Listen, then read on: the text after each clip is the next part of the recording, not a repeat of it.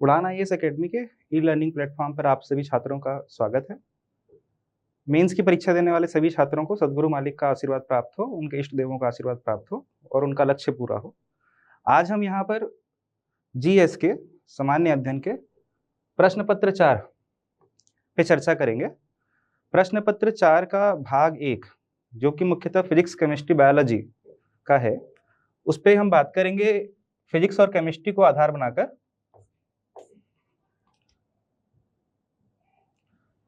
यदि अपन देखें फिजिक्स,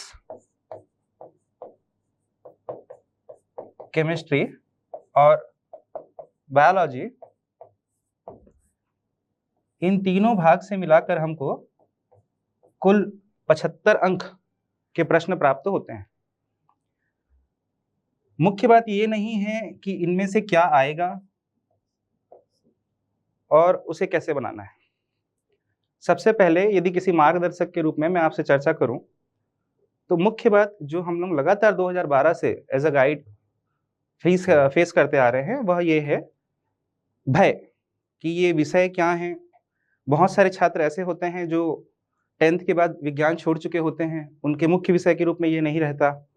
तो विषय क्या है, कैसे पढ़ेंगे, कितना लिखना है, क्या लिखना आवश्यक है, क्या उसमें छोड़ना चाहिए, प्रश्नों की भूमिका क्या है। हमको परीक्षार्थी के रूप में यह ध्यान रखना चाहिए कि हम सिर्फ फिजिक्स, केमिस्ट्री, बायो की परीक्षा नहीं दे रहे हैं।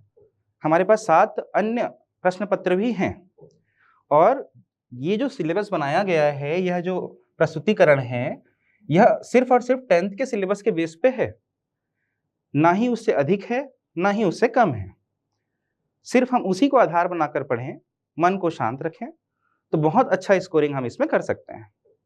बाकी प्रश्न पत्रों की तुलना में इसमें फायदा यह है, इसमें किसी परीक्षार्थी का लाभ यह है कि आप पूरे अंक इसमें ले सकते हैं। और इसमें यदि आपने एक मार्जिन क्रिएट कर ली, एक मार्जिन बना ली, अंकों का अंतर बना लिया, तो आप निश्चित रूप से सफल हो जाएंगे। अब किस तरह के प्रश्न कैसे आते हैं उसके लिए यदि हम बात करें तो देखिएगा, इसमें 2 अंक के प्रश्न हैं।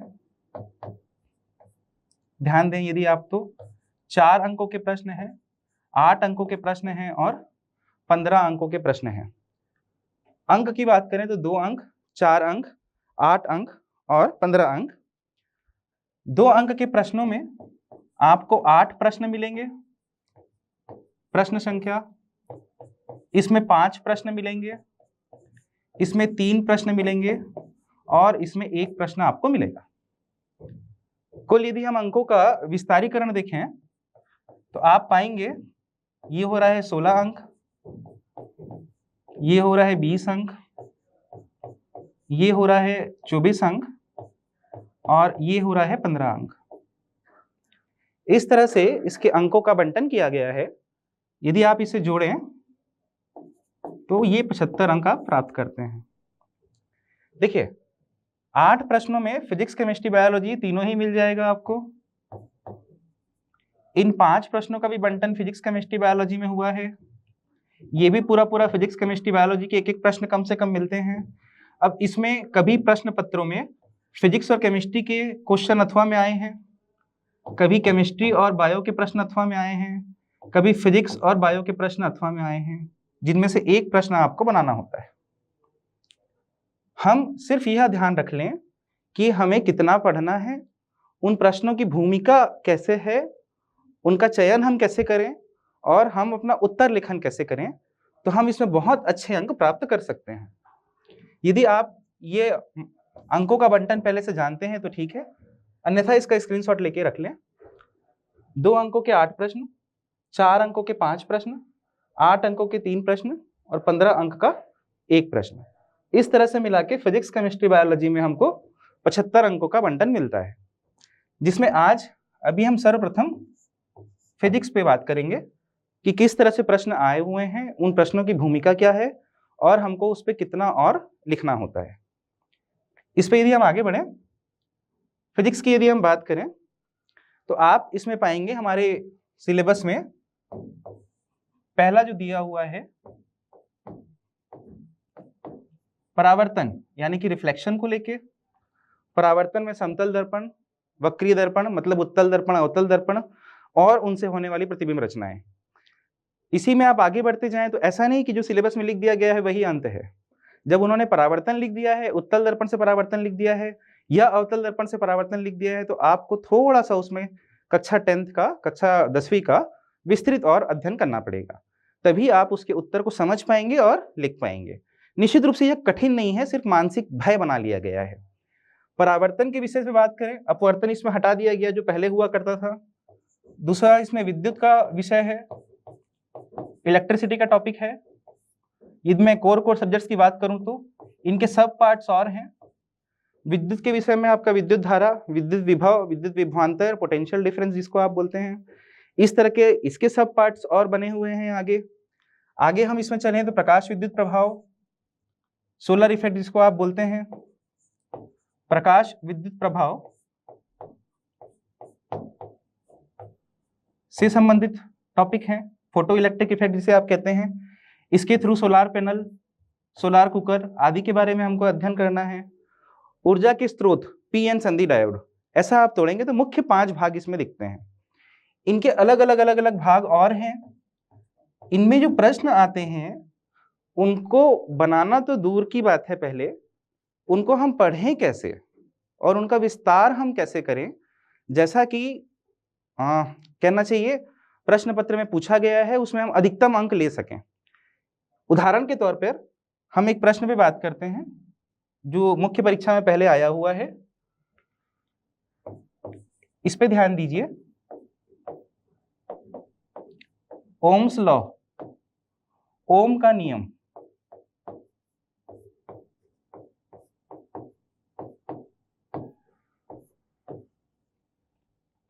विद्युत धारा का विषय है ये, ओम का नियम। मुझे जो आपसे चर्चा करनी है इस विषय पे, ऐसा कहीं निर्धारित नहीं है कि अब ये 2 अंक में आएगा, 4 अंक में आएगा, 8 अंक में आएगा या 15 अंक में आएगा।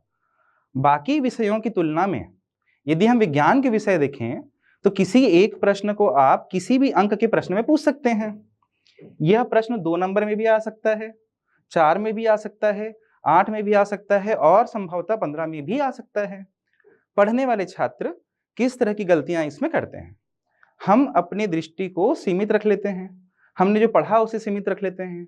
हम 2 अंक में भी वही लिखना चाहते हैं जो 4 अंक में, 4 अंक में वही लिखना चाहते हैं जो 8 अंक में, और 8 अंक में वही लिखना चाहते हैं जो 15 अंक में।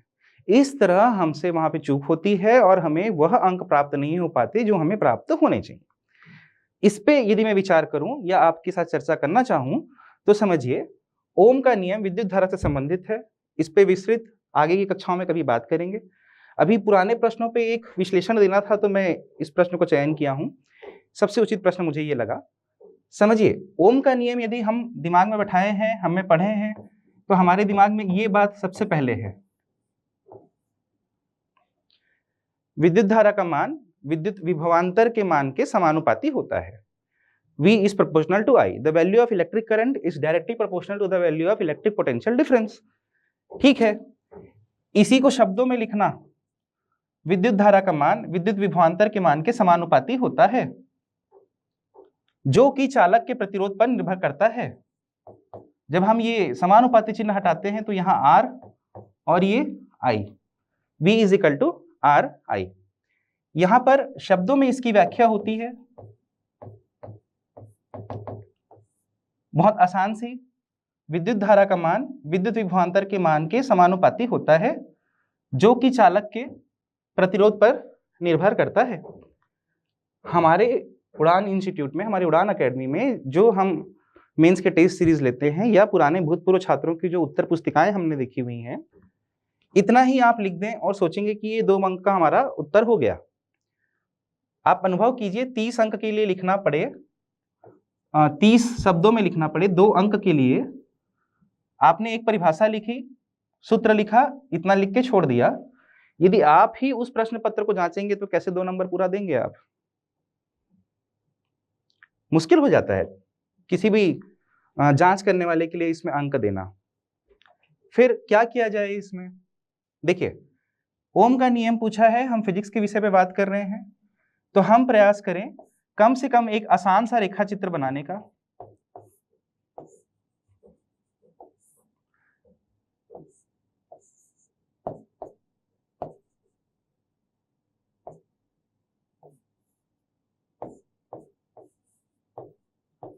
सबसे सरल रेखा चित्र।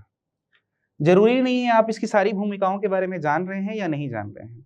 यदि आप जान रहे हैं तो चिन्हों का उपयोग करें, नहीं जान रहे हैं तो कहीं पर भी चिन्हों का उपयोग ना करें, लेकिन एक सामान्य रेखा चित्र बना के पूरा करें। ये रेखा चित्र जैसे आपकी किताब में, आपकी उत्तर पुस्तिका में लिखा हुआ दिखता है, जांच करने वाला आपको 1 अंक उसमें प्रदान करता है। उसके बाद आप इस परिभाषा को लिखें, इस सूत्र को लिखें। अब मान लीजिए कि बात यही प्रश्न यदि 4 अंक में आता है तो हमें इसमें क्या वृद्धि करना चाहिए। यदि यही प्रश्न 4 अंक में आता है तो हमें इसे थोड़ा सा विस्तृत करना चाहिए। किस रूप में विस्तृत करना चाहिए तो ध्यान दें, R के मान को परिभाषित कीजिए। R जो कि चालक का प्रतिरोध है, रेजिस्टेंस है, 4 अंक में आया तो हम विषय को थोड़ा यहां से आगे बढ़ाएं। प्रतिरोध के मान की व्याख्या करें, प्रतिरोध की परिभाषा की व्याख्या करें।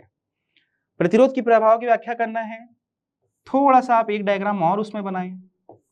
एक चालक तार दिखाएं, उसमें इलेक्ट्रॉन का प्रवेश दिखाएं, इस चालक के अपने इलेक्ट्रॉन और प्रोटॉन को बताएं। हमें इसमें लिखना चाहिए जब कोई इलेक्ट्रॉन किसी चालक के अंदर प्रवेश करता है तो चालक के इलेक्ट्रॉन और विद्युत धारा के इलेक्ट्रॉन के मध्य प्रतिरोध होता है, जिससे इसमें घर्षण उत्पन्न होता है, जिससे ऊर्जा की हानि होती है, और जो ऊर्जा की हानि होती है वही उसका प्रतिरोध कहलाता है। जिस चालक में जितना कम घर्षण होगा उसमें उतनी कम ऊर्जा की हानि होगी, उसका प्रतिरोध उतना कम होगा। ठीक है, वस्तुतः यदि मैं उच्च स्तर की विद्या की शिक्षा की बात करूं तो प्रतिरोध की और भी परिभाषाएं होंगी, लेकिन कक्षा 10वीं के स्तर पर यही परिभाषा मान्य है। बहुत आसान सी परिभाषा है, इसको आप शब्दों में लिख दें कि जब विद्युत धारा के इलेक्ट्रॉन और चालक के इलेक्ट्रॉन या प्रोटॉन के मध्य घर्षण उत्पन्न होता है तो उससे ऊर्जा की हानि होती है। यही ऊर्जा की हानि चालक का प्रतिरोध कहलाती है, जिससे ऊर्जा के मान में कमी होती है। जहां कहीं भी घर्षण होगा ऊर्जा की हानि होती है, चाहे वो ऊष्मा के रूप में हो, चाहे वो विद्युत के रूप में हो, चाहे ध्वनि के रूप में हो। तो 4 अंक का आया मतलब हम उसमें प्रतिरोध को परिभाषित कर दें। अब प्रतिरोध को परिभाषित यदि हम करने जा रहे हैं तो R = V/I। R मतलब प्रतिरोध, V मतलब विभवांतर, I मतलब विद्युत धारा। V के SI यूनिट की भी आप बात करें, V का SI यूनिट है आपका वोल्ट, I का SI यूनिट है आपका एम्पियर। तो प्रतिरोध का SI यूनिट होता है 1 ओम। ये उसका चिन्ह है। जॉर्ज साइमन ओम सर जो थे, जिनके नाम पर ओम लो बना, जिन्होंने अपने नाम पे ओम लो बनाया, डिस्क्राइब किया, उनके नाम पे ही प्रतिरोध का नाम रखा गया। थोड़ा सा विस्तृत लिख दें आपकी प्रतिरोध की मुख्य अवधारणा जो थी वो जॉर्ज साइमन ओम या ओम सर ने ही डिफाइन की थी। 1 ओम को परिभाषित कर दीजिए कि जब 1 वोल्ट का विभवांतर लगाया जाए और 1 एम्पियर की विद्युत धारा प्राप्त हो तो उस चालक का प्रतिरोध 1 ओम होता है। बस इतना ही लिख के छोड़ दीजिए। देखिए ये जो आप पीले कलर में लिखा हुआ देख रहे हैं येलो मार्किंग में, ये 2 नंबर के लिए हो जाएगा आपका। इसको आप थोड़ा सा डिस्क्राइब कर दें तो यही प्रश्न आपका 4 नंबर में पहुंच जाएगा। ना अतिरिक्त कुछ लिखना पड़ा, ये उसी का हिस्सा है भाई। लेकिन अब 4 नंबर में यदि ये प्रश्न पूछता है और आप सिर्फ ये येलो वाला लिख के आते हैं, फिर आप अपेक्षा करते हैं कि 4 नंबर मिलेगा, तो कैसे मिलेगा। CGPSC की मुख्य परीक्षा आप अवतरित कर रहे हैं, देने जा रहे हैं, जहां एक एक अंक बहुत कीमती है, तो ये पढ़ते समय आपको ध्यान देना होगा। मान लीजिए यही प्रश्न अब 8 नंबर में पहुंच गया कि 8 नंबर में विस्तार कीजिए, तब आप कैसे करें। इसमें थोड़ा सा इसको और आगे बढ़ाइए आप। और आगे बढ़ाना हो तो किस तरह की भूमिका अपनाएं। देखिए जो ओम सर थे, इनका ऑब्जर्वेशन टेबल जो कि क्लास 10th की प्रैक्टिकल बुक में हमको कराया जाता था, शायद अब हमें याद ना हो, बहुत आसान सा एक प्रैक्टिकल टेबल है जिसमें V का मान, I का मान और R का मान, जिसमें V का मान वोल्ट में हो, I का मान एम्पियर में हो, तो R का मान ओम में लीजिए। ऑब्जर्वेशन टेबल ऐसा हम प्रैक्टिकल सेटअप हुआ करता था जिसमें से हम प्रैक्टिकल मान निकाला करते थे। ठीक है, आप अभी कोई प्रैक्टिकल लेवल नहीं कर रहे हैं, लेकिन ओम के नियम की प्रेक्षण तालिका करके ऐसा एक प्रेक्षण तालिका कम से कम आप बना दें वहां पर कि मान लीजिए उन्होंने 10 वोल्ट का करंट अप्लाई 10 वोल्ट का विभवांतर अप्लाई किया था, उनको 2 एम्पियर का करंट प्राप्त हुआ। तत्पश्चात उन्होंने 20 वोल्ट का विभवांतर अप्लाई किया, दिया और उन्हें 4 एम्पियर का करंट प्राप्त हुआ। फिर 40 वोल्ट का उन्होंने विभवांतर प्रदान किया और 8 एम्पियर का करंट प्राप्त हुआ। डिवाइड कीजिए फॉर्मूले के हिसाब से, सूत्र के अनुसार 10/2 5, 20/4 5, 4/8 5। इसीलिए तो इसे नियतांक माना गया और इसीलिए तो कहा गया कि जैसे जैसे विभवांतर का मान बढ़ते जाएगा वैसे वैसे विद्युत धारा का मान बढ़ता जाएगा। इस प्रैक्टिकल टेबल को एक बना दीजिए। इस प्रैक्टिकल टेबल को बनाने के साथ आप एक ग्राफ बना दीजिए। ये एक्स एक्सिस है, ये वाई एक्सिस है। इसमें यदि विभवांतर का मान लिया जाए, इसमें यदि विद्युत धारा का मान लिया जाए तो प्रतिरोध का मान एक सीधी रेखा प्राप्त होता है। ये 2 प्रेक्षण तालिका बना दी, एक प्रेक्षण तालिका आपने बना दी, एक ग्राफ आपने बना दिया। अब यही प्रश्न 8 नंबर के लिए वैलिड हो गया। अब इसमें 8 अंक आप ले सकते हैं पूरे पूरे। देखिए आपके 2 डायग्राम इसमें हैं, एक प्रेक्षण तालिका है, एक ग्राफ है। 2 फॉर्मूले आपने लिखे हैं, एक आपने ऐसा यूनिट डिस्क्राइब किया हुआ है और ओम साहब की परिभाषा लिखी हुई है। अब ये 8 अंक का प्रश्न हो गया, जो 2012 से लगातार मैंने अपने अनुभव में देखा है। किसी एक चीज को पढ़ के उसको दिमाग में बैठा लेना, ना उसमें प्लस करना ना उसमें माइनस करना, लेकिन परिस्थिति अनुसार आपको उसमें परिवर्तन करने की आवश्यकता पड़ती है। 2 अंक में आए तो कितना लिखना है, 4 अंक में आए तो कितना लिखना है, और वही प्रश्न 8 अंक में यदि आए तो उसे किस तरह से बढ़ाना है। अभी ई लर्निंग प्लेटफॉर्म पर चूंकि यह एक श्रृंखला चल रही है जिसमें हमको आए हुए प्रश्नों पर विश्लेषण करना है कि हमें कैसे उसे बनाना होना है, या हमें कैसे अपने उत्तरों को सबसे अच्छा बनाना है कि हम अपने अंक ले सकें। देखिए ये कुछ भी इंजीनियरिंग की क्लासेस में पढ़ा हुआ नहीं है, ये सिर्फ क्लास 10th में ही पढ़ा हुआ है और बाकी सब हमारा एक मानसिक भय है। अधिकांश छात्रों का जो हम अपनी क्लासेस में देखते आए हैं माफ कीजिएगा, अधिकांश छात्रों का जो हम अपनी क्लासेस में देखते आए हैं वो सिर्फ एक भय है कि हम मैथमेटिक्स के स्टूडेंट नहीं थे या हम साइंस के स्टूडेंट नहीं थे और ये हमको नहीं आता। इसमें नहीं आने जैसा कुछ नहीं है। यहाँ भय ही वह कारक है जो आपको अधिकतम अंक लेने से विज्ञान के प्रश्न पत्र में रोक देता है। जबकि आप देखेंगे तो बाकी प्रश्न पत्रों की तुलना में यह आसान है, एक बार पढ़ा हुआ आप कभी नहीं भूलते। बाकी में तो फिर भी आपको बार बार उसको अभ्यस्त होना पड़ता है, रटना पड़ता है। इसमें आप एक बार अच्छा नोट्स बनाएं और वह नोट्स बनाने की प्रकृति ऐसे रखें कि यही प्रश्न यदि 2 अंक में आना है तो क्या लिखना है, 4 अंक में आना है तो क्या लिखना है, और 8 अंक में आना है तो क्या लिखना है। आप सभी का अपना अनुभव रखा होगा कक्षा 10वीं का, कक्षा 12वीं का, कम से कम मैं 10वीं भी पकड़ूं तो, कि यदि हम विज्ञान का पेपर दे रहे हैं तो उसमें हमारे प्रैक्टिकल डायग्राम हों, टेबल्स हों, फॉर्मूले हों। सिर्फ शब्दों में लिख के आप काम नहीं चला सकते हैं। एक जांच करने वाला व्यक्ति, जो एक शिक्षक, एक गुरुदेव वहां बैठा हुआ है, वह देख के ही समझ जाता है कि आपने उसमें क्या लिखा हुआ है। तो यह एक बहुत महत्वपूर्ण प्रश्न है फिजिक्स का, भौतिकी का हम बात करें तो। ओम्स लॉ आपको बताने का प्रयास मेरा यह था सिर्फ और सिर्फ इस कम समय के ई लर्निंग स्टेज पर, कि 2 नंबर पे, 4 नंबर पे और 8 नंबर पे हम कैसे कैसे इसका विस्तार करें। मान लीजिए आपके पास जगह बचती है, आपके लिखने के फॉन्ट छोटे हैं, आपकी स्पीड अधिक है, आपके पास जगह बच रही है, उसे मत छोड़िए। एक अच्छा रिप्रेजेंटेशन आपको अच्छे अंक दिलाएगा। आप इसमें ओम साहब के नियम के और भी ग्राफ बना सकते हैं, अंक तालिकाएं बना सकते हैं। आप चाहे तो V को भी परिभाषित करके दिखा सकते हैं, I को भी परिभाषित करके दिखा सकते हैं। यह एक प्रश्न हुआ, यदि हम फिजिक्स की बात करें, ओम का नियम कि 2 अंक पे उसे कैसे उठाना है, 4 अंक पे उसे कैसे उठाना है, या इसी प्रश्न को हमको 8 अंक में कैसे उठाना है। मैं उम्मीद करूंगा कि निश्चित रूप से आप यह भाग समझ पाएंगे। जैसे मैंने शुरू में सिलेबस लिखे थे कि सबसे पहले इलेक्ट्रिसिटी का पार्ट है, तो इलेक्ट्रिसिटी के पार्ट में ओम का नियम एक बहुत महत्वपूर्ण हिस्सा है और इससे आपको समझने में मदद मिलेगी। यदि आप दूरस्थ क्षेत्र में रह रहे हैं, यहाँ नहीं आ सकते हैं, तो हमारा जो ये ई लर्निंग प्लेटफॉर्म है, ये आपको निश्चित रूप से मदद करेगा कि आप कैसे अपने उत्तरों को तैयार करें। यदि इस एक विषय के बाद मैं अगले परावर्तन वाले विषय पे आऊं, तो परावर्तन से जो प्रश्न लगातार पूछे जा रहे हैं या पूछे जा सकते हैं, 4 लाइन का उसका सिलेबस है, उसमें सभी कुछ इंपॉर्टेंट है, सभी कुछ महत्वपूर्ण है। तो किसी भी एक विषय को आप उठा के महत्वपूर्ण नहीं बोल सकते। लेकिन फिर भी यदि हम बात करें तो परावर्तन के नियमों पे बार बार प्रश्न आए हुए हैं। एक तो सिर्फ परावर्तन क्या है, परावर्तन के नियम, समतल दर्पण द्वारा परावर्तन के नियम, उत्तल दर्पण द्वारा परावर्तन के नियम, अवतल दर्पण द्वारा परावर्तन के नियम। इन नियमों के बाद इसमें जो महत्वपूर्ण प्रश्न बनते हैं, इन परावर्तनों के द्वारा प्रतिबिंब रचना।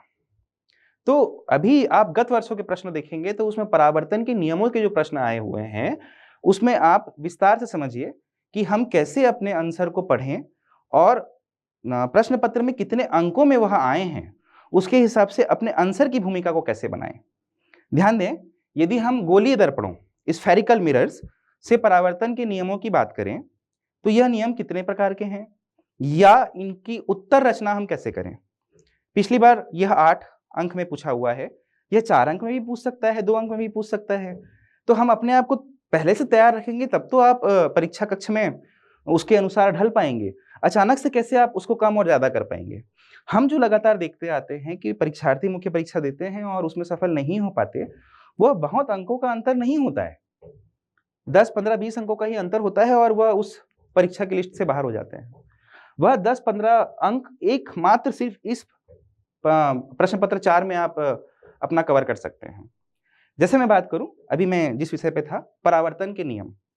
परावर्तन के नियम में यदि मैं बात करूं, गोलीय दर्पण द्वारा परावर्तन के नियम 2 अंक में कैसे लिखने होने चाहिए हमें, 4 अंक में कैसे लिखने होने चाहिए हमें, या 8 अंक में हमें कैसे लिखने होने चाहिए। हम जो पढ़ते आए हैं, जो किताबों में सर्वप्रथम लिखा हुआ रहता है, हमारे दिमागों में वही छपा होता है, हम उसी के अनुसार पढ़ते हैं और अपना नोट्स बनाते हैं। मैं एक बार आपसे कुछ आसान शब्दों में चर्चा करूं तो अभी फिलहाल मैं यदि अवतल दर्पण को लेके चलूं, तो ये इस तरह का वह सभी अभ्यर्थी, वह सभी परीक्षार्थी पढ़े होते हैं जो हमारी किताबों में दिखा हुआ है। यह इसका मुख्य अक्ष है, कम से कम हम सब इसको तो बनाते हैं। यह फोकस है, सेंटर ऑफ कर्वेचर है, यह फोकस बिंदु है या वक्रता केंद्र है। पहला नियम है कि जो प्रकाश किरण मुख्य अक्ष के समानांतर आती है वह फोकस से होकर जाती है। इसमें दूसरा नियम है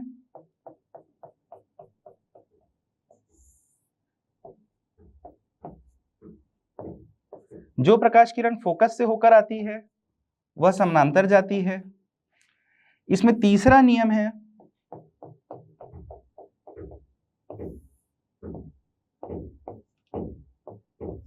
जो प्रकाश किरण वक्रता केंद्र से होकर आती है उसी मार्ग पर लौट जाती है। ये 3 मुख्य नियम इसमें बताए गए हैं। इसी के द्वारा परावर्तन होता है, इन्हीं नियमों के द्वारा प्रतिबिंब रचना होती है। इनमें कहीं कहीं एक नियम का उपयोग और किया जाता है जो कि परावर्तन का मुख्य नियम है, ना कि किसी विशेष दर्पण से परावर्तन का नियम है।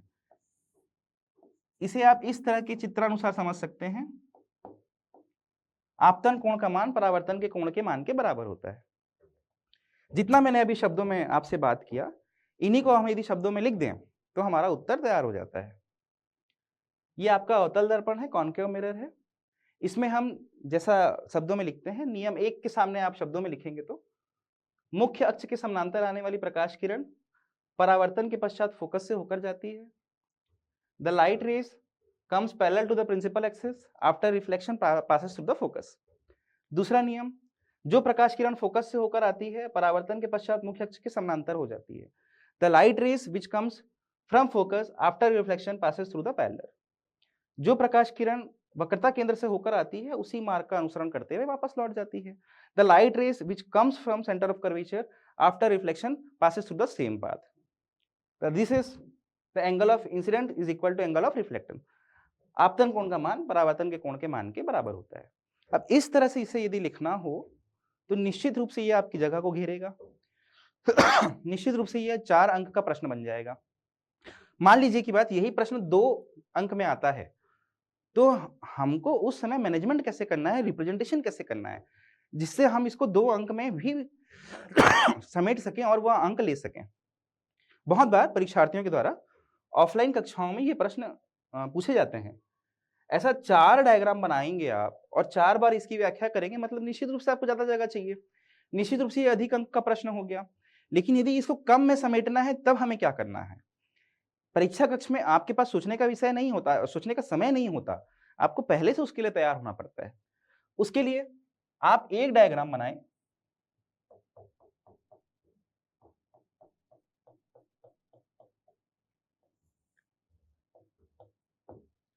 इस एक डायग्राम में आप इस तीन को समेटने का प्रयास करें। यदि इन तीनों को एक ही में समेटना है तो मैं कैसे समेटूंगा?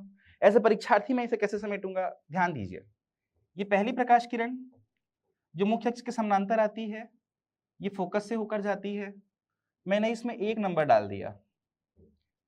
एक प्रकाश किरण जो फोकस से होकर आती है, परावर्तन के पश्चात समानांतर हो जाती है, मैंने इसमें दूसरा नंबर डाल दिया।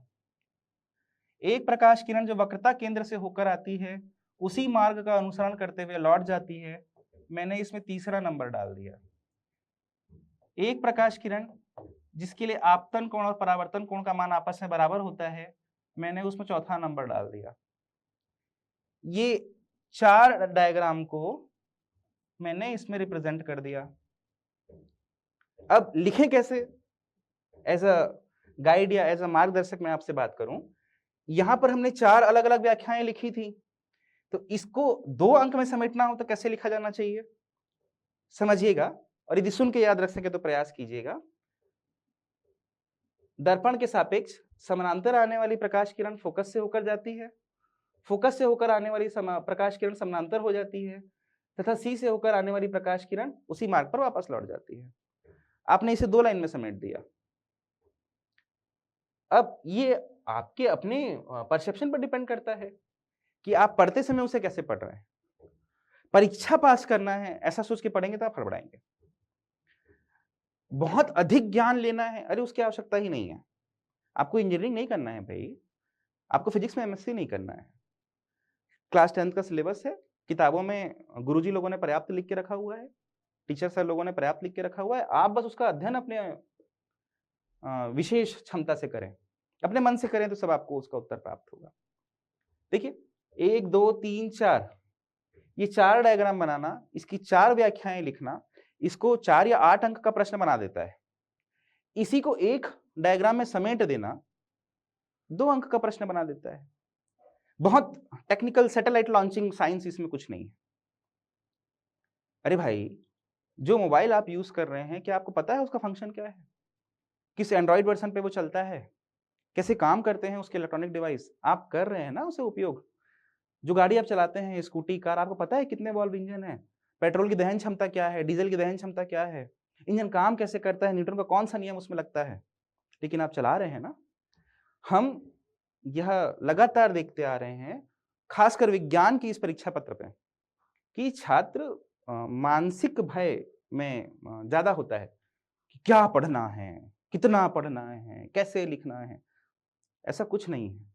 बहुत आसान सा विषय है, उसे आसान समझ के पढ़ें, आसान शब्दों में उसके उत्तर लिखें, आपको संपूर्ण अंक उसमें प्राप्त होंगे।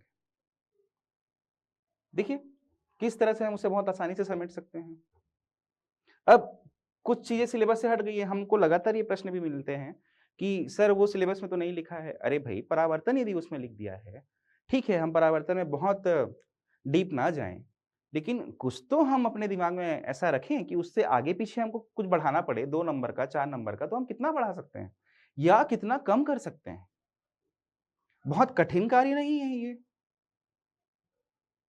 जिन भी किसी गुरुदेव से आप अध्ययन करें, जिन भी किसी टीचर से आप पढ़ें, अपनी भूमिका पे ध्यान दें भाई। आपकी भूमिका ही सब कुछ है। भाग्य तो अपना काम अपने अनुसार करेगा, आप अपना कर्म करें। इसी विषय पे यदि मैं अगली बात करूं, प्रतिबिंब रचना। ध्यान दीजिएगा, फिजिक्स में एक बहुत महत्वपूर्ण विषय है प्रतिबिंब रचना। किस स्थान पर वस्तु रखी हो तो किस स्थान पर प्रतिबिंब प्राप्त होता है। इसके प्रश्न लगातार आप 2012 से देखें। बीच में क्या हुआ था, मैथमेटिक्स, आप जानकार होंगे इस विषय के, मैथमेटिक्स और साइंस का पेपर अलग अलग हुआ करता था, 200 नंबर का, दोनों को मिला के एक कर दिया गया। एक करने के बाद जो आदरणीय सर लोग थे जिन्होंने भी सिलेबस को डिजाइन किया, कुछ एक चीजों को बीच से हटा दिया। लेकिन फिजिक्स और केमिस्ट्री या बायोलॉजी ऐसे विषय नहीं है कि आप बीच से कुछ हटा दें और वो हट गया। परावर्तन मतलब उसकी क्या व्याख्या करेंगे आप? परावर्तन में क्या नहीं आता बोलेंगे आप? प्रतिबिंब रचना के नियम जो महत्वपूर्ण विषय है, ध्यान दें, हमें उसके प्रश्नों को कैसे बढ़ाना है, कैसे कम करना है, या खासकर ऐसे छात्र जो कक्षा 10वीं के बाद विज्ञान विषय से दूर हैं, वो अपने भय को कैसे कम करें। आप पहले शॉर्ट उसको पढ़ें, फिर उसका विस्तार करें और उस आंसर को 2 बार लिखकर अपनी प्रकृति को तय कर लें कि हाँ भाई इतना ही हमको इस आंसर में लिखना होता है। जैसे मैंने अभी इस वीडियो पे उत्तल दर्पण, कॉन्वेक्स मिरर को लेके बात नहीं की, सिर्फ अवतल दर्पण को लेके बात की। मैं अवतल दर्पण के लिए ही एक बात और करूं, यदि कोई विद्यार्थी जो मेंस की परीक्षा नहीं दे रहे हैं वो भी इस वीडियो को देखेंगे तो ये देखा हुआ उनके काम आ जाएगा। पता नहीं कहाँ पे देखी हुई बात कहाँ पे काम आए, कौन सी ज्ञान की बात कब आपके काम पे आ जाए। ध्यान दें, ये एक सामान्य सा अवतल दर्पण कॉनकेव मिरर है। मुख्य रूप से हम अपने डायग्राम में एक फोकस को बनाते हैं, एक वक्रता केंद्र को बनाते हैं। ठीक, आपको बनाना हो पढ़ते समय जैसे हम बनाते ही हैं, एपार्चर, द्वारक, आप ध्रुव बना सकते हैं जो कि हमको डायग्राम में लेना है या दिखाना होता है, पोल। ठीक है, अब इसमें देखिए तो कितनी तरह की परिस्थितियां उत्पन्न हो सकती हैं। छात्र हड़बड़ा जाता है, अरे मैं कैसे याद करूं। अरे भाई, जिन्होंने भी इसको डिजाइन किया था कि एक अवतल दर्पण का जो मुख्य अक्ष है उस पे वस्तु कहां कहां और कैसे कैसे रखी जा सकती है। ये जो बोर्ड आप देख रहे हैं अपनी वीडियो पे, इस बोर्ड को यदि आप अवतल दर्पण मान लें, अवतल दर्पण इतना ही बड़ा हो ये तो जरूरी नहीं है, इतना बड़ा भी हो सकता है, इस मार्कर के आकार का भी हो सकता है, मेरे हाथ का भी आकार का हो सकता है। तो जो वैज्ञानिक थे, जो फिजिसिस्ट थे, उन्होंने बोला कि भाई इसके मुख्य अक्ष को परिभाषित कीजिए, इसका मुख्य अक्ष कितने भागों से मिलकर बना होता है, एक अवतल दर्पण का मुख्य अक्ष कितने भागों से मिलकर बना होता है। How many parts are there in the principal axis of concave mirror. So उन्होंने बोला कि भाई 3 तो बड़ा बड़ा दिख रहा है, ये P से लेकर F तक एक भाग, ये F से लेकर C तक दूसरा भाग, और ये C से लेकर जहां तक हम देख नहीं सकते अनंत, ये तीसरा भाग। ऐसा प्रश्न यदि पूछे तो अवतल दर्पण के मुख्य अक्ष को कितने भाग में बांटा जा सकता है, तो आपका उत्तर होना चाहिए 3 भाग में बांटा जा सकता है। P से लेकर F तक एक भाग, F से लेकर C तक दूसरा भाग, C से लेकर अनंत तक तीसरा भाग। अनंत मतलब वह दूरी जो हम नाप नहीं सकते। अब इस अवतल दर्पण के सापेक्ष यदि वस्तु को रखना है तो हम कहां कहां पर रखें बताइए, इस अक्ष के अनुसार। देखिए, आप अनंत पर रख सकते हैं, पहली स्थिति। अनंत से एक एक कदम आगे बढ़ते जाइए, अनंत और C के बीच में दूसरी स्थिति, और एक कदम आगे बढ़िए, C के ऊपर तीसरी स्थिति, C से F के बीच में चौथी स्थिति, और एक कदम आगे बढ़िए, F में पांचवी स्थिति, और एक कदम आगे बढ़िए, छठवीं स्थिति। दर्पण से पार तो नहीं निकल जाएंगे। ये प्रश्न कोई 50 बार प्रीलिम्स में पूछा हुआ है, मेंस में अलग अलग देखेंगे आप तो पूछा हुआ है कि अलग अलग स्थितियां क्या होती हैं। ये सिर्फ एक रेखा चित्र है। देखिए, यदि आप ऐसा रेखा चित्र बना के पढ़ने का आदत रखें या पढ़ते रहे हो तो 6 प्रकार की परिस्थितियां अवतल दर्पण के सामने संभव हैं। There are 6 kind of position is possible in front of concave mirror. When the object is at infinity, when the object is between the infinity and center of curvature, when the object is at center of curvature, when the object is between center of curvature and focus, when the object is at focus, when the object is at between focus and principal axis pole. ये 6 स्थितियां सिर्फ diagram देख के आप दिमाग में बैठा सकते हैं, जिसको हम पिक्टो मेमोरी बोलते हैं। देखिए, ये 6 स्थितियां हुई, ये 6 स्थितियों से लेकर 6 प्रश्न बनते हैं। उन 6 प्रश्नों का उत्तर एक ही प्रकार से दिया जाता है, उनको 6 प्रकार से पढ़ने की आवश्यकता नहीं होती। लेकिन अब ये तो हो गई वस्तु की स्थितियां, इनके सामने प्रतिबिंब की स्थितियों को कैसे याद रखें हम, ज्यादा आसान रूप में याद रखना है तो क्रॉस याद रखिएगा, जैसा हमारे गुरुदेव लोगों ने हमको पढ़ाया था, क्रॉस याद रखिएगा। देखिए, जब अनंत पर हो तो फोकस पर प्राप्त होगा, एक के लिए एक। जब अनंत और C के मध्य हो, इधर आप एक कदम आगे बढ़ रहे हैं, इधर एक कदम आगे बढ़िए। कोई विशेष वैज्ञानिक जानकारी की आवश्यकता नहीं है, ना इंजीनियरिंग की पढ़ाई की आपको आवश्यकता है, ना MSc की आवश्यकता है। पहले के लिए पहला, अनंत पर हो तो फोकस पर, अनंत और C के मध्य हो तो फोकस और C के मध्य। देखिए, C पे है तो अपने आप ये C पे आएगा 3, C और F के बीच है तो अपने आप ये C और अनंत के बीच में आएगा 4, यहाँ फोकस पर है तो यहाँ आएगा 5। ये 5 के लिए 5 स्थितियां। जब फोकस और ध्रुव के मध्य हो, आभासी प्रतिबिंब प्राप्त होगा 6। ये छोटे से बड़ा डायग्राम क्यों बनाया, इन दोनों परिस्थितियों में छोटा प्रतिबिंब प्राप्त होगा, वस्तु की तुलना में छोटा। ये तीसरी परिस्थिति में बराबर प्रतिबिंब प्राप्त होगा, वस्तु के आकार के बराबर।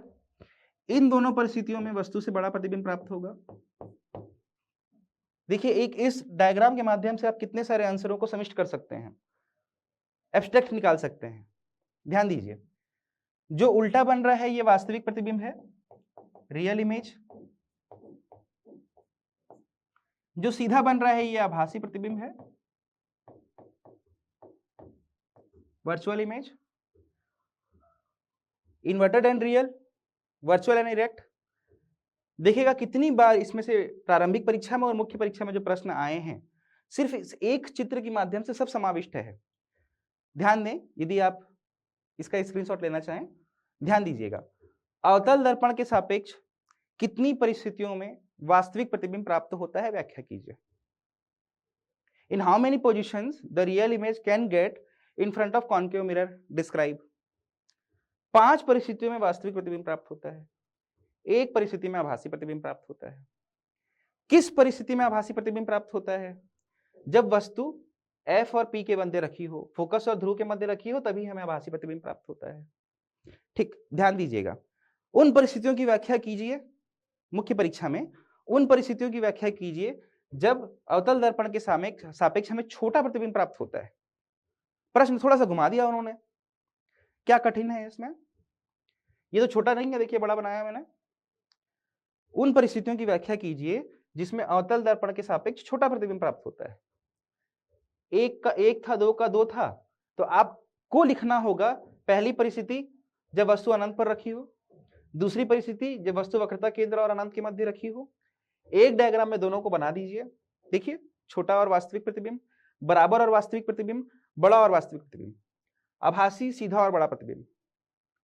इस एक डायग्राम को आप 2 नंबर में भी रिप्रेजेंट कर सकते हैं, 4 नंबर में भी रिप्रेजेंट कर सकते हैं, 8 नंबर में भी रिप्रेजेंट कर सकते हैं, इवन 15 नंबर में भी इसकी व्याख्या कर सकते हैं। पढ़ने का तरीका महत्वपूर्ण है। बहुत सारे स्क्रीनशॉट के पीछे मत जाइए, आजकल स्क्रीनशॉट की संस्कृति हो गई है। पीडीएफ डाउनलोड्स करने के पीछे मत जाइए।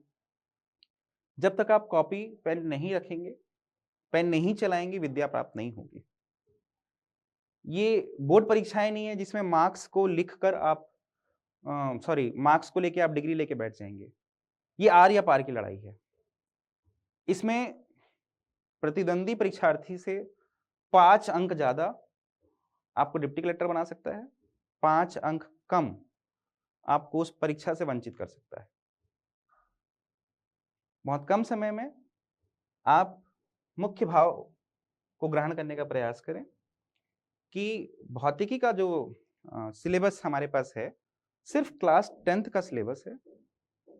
बहुत अधिक भय की आवश्यकता नहीं है, बल्कि कहना चाहिए भय की ही आवश्यकता नहीं है। बहुत आसान तरीके से उसे पढ़ें, आसान तरीके से उसके उत्तरों को लिखिए, मन से लिखिए, निश्चित रूप से आप सफल होंगे। इस श्रृंखला पे, इस कड़ी पे आगे देखेंगे कब और किसकी व्याख्या करनी है। जैसे गाइडलाइंस मिलेंगे उसके अनुसार इस पे आगे बढ़ेंगे। फिलहाल मेरी आपसे अपेक्षा है, जो मेरा 12 साल का इस क्षेत्र का अनुभव है, कि आप भय मुक्त होकर इसे पढ़ें। एक बात और मैं आपसे कहना चाहूंगा, अति उत्साह से भी बचें।